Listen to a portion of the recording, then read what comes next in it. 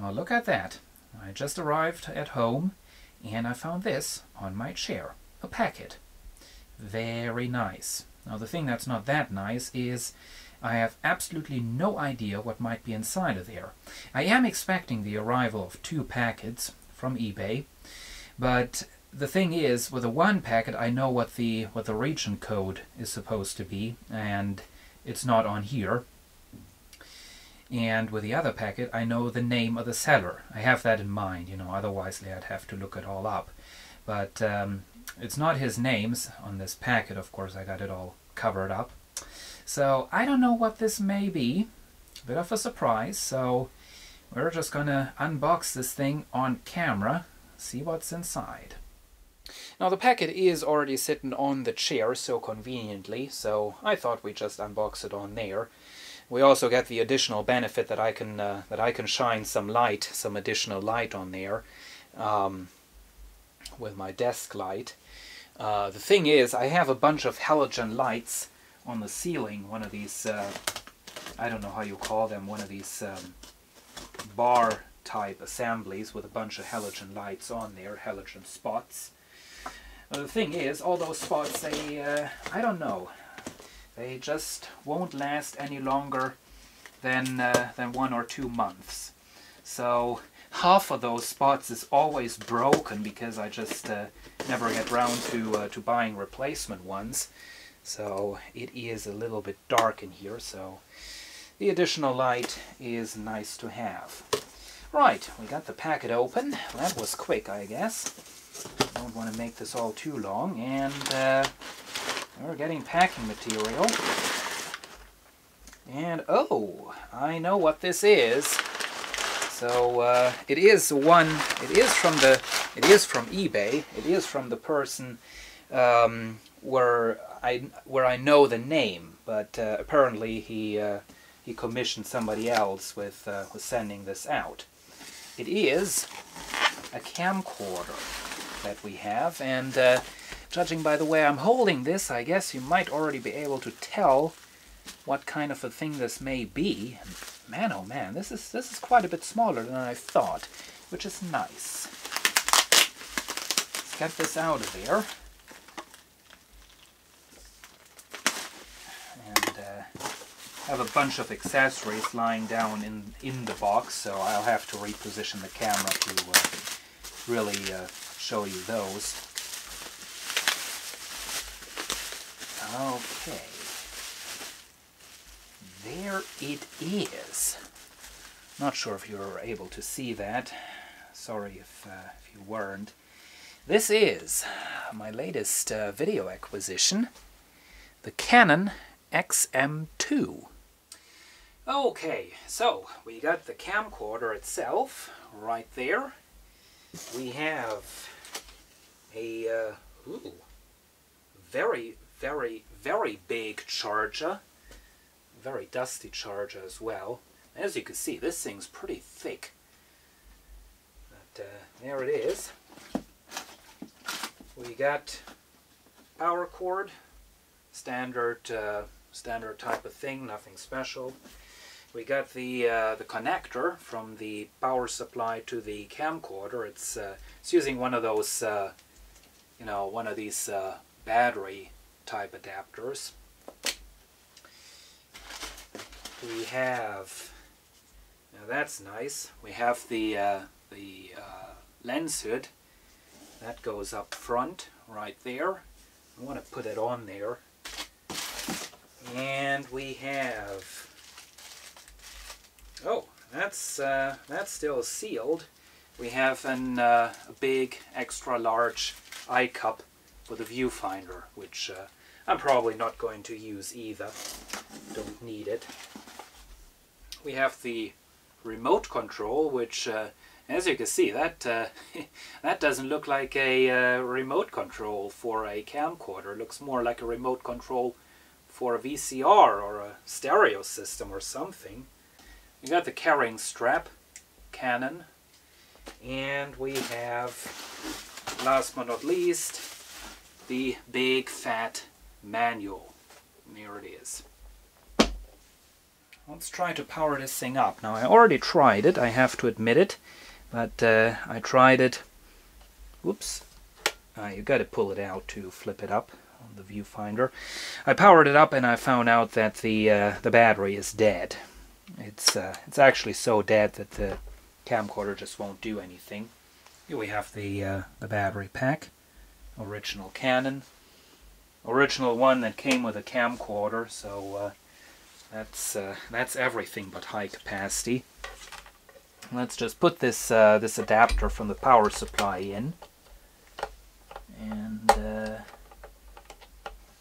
seems like I'm too stupid to fit that in there.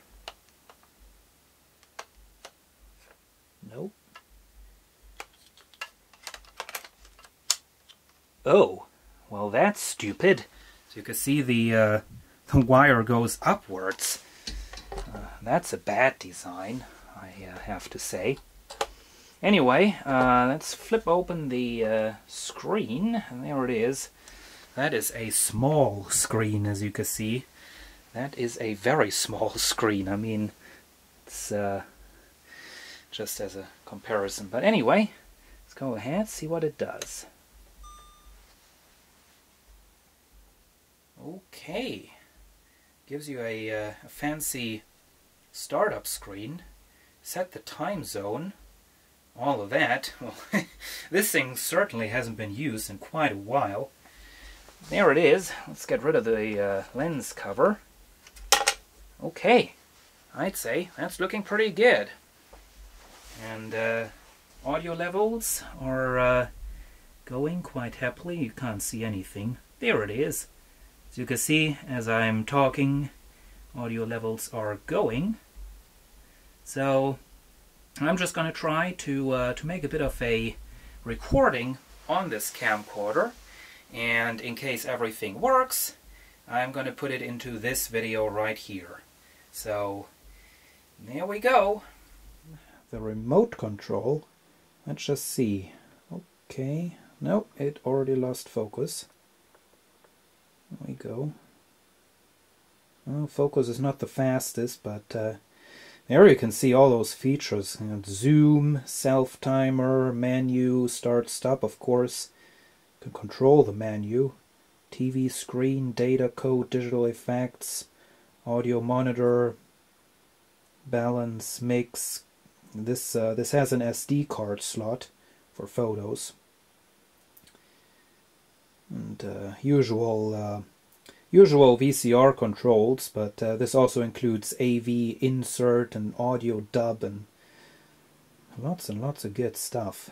The camera is recording, hopefully, and the record light is flashing, which is kind of distracting because on Sony camcorders, and well, if you're a regular watcher on my channel, you'll know that I'm used to working with Sony camcorders. But on those, flashing record light always means that something's wrong: a dead battery, or empty hard disk drive, you know, or full hard disk drive rather, or a tape reaching its end or whatever.